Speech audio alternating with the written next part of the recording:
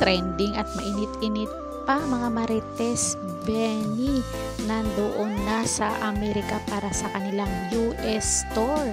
Hindi naman natin ikakaila na hindi na talaga mapigilan ang pagsikat ng ating P-pop icon.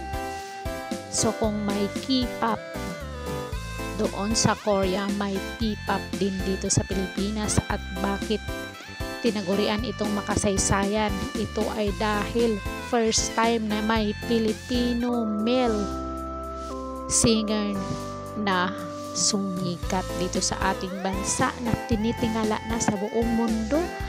At guess what? Inanunsyo pa to ng Pangulong BBM na may US tour ang Benny.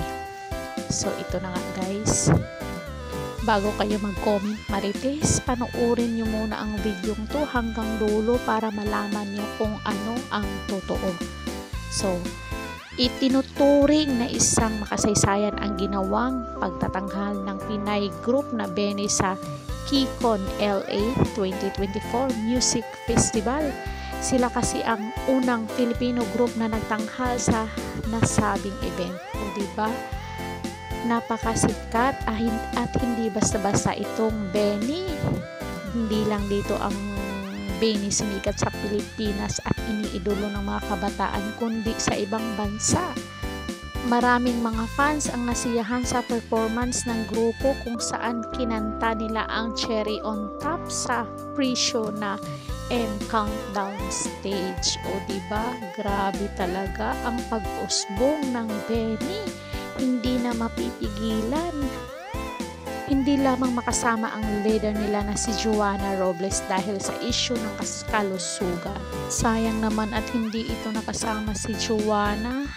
Sayang dahil first time pa naman ito mangyari at wala siya doon sa naturang makabuluhang event. Ilan sa mga nag-perform sa Crypto Arena sa California ay ang mga grupong Enhypen, Nmix, Stacy, Zero Base 1, P1 Harmony, and Boy Next Door. Naging bahagi rin sila sa convention ng special Meet the Rising Star Benny.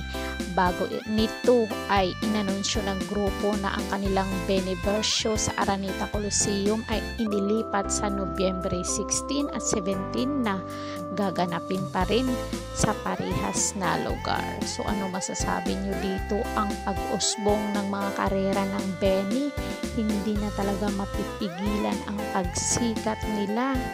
Mapa-abroad man at dito sa Pilipinas ay hinahangaan ito ng sobra. So comment down kayo dyan kung anong naging komento nyo dito. Don't forget to like, share, and subscribe. Caridad Official TV. Hanggang sa muli. Thank you so much.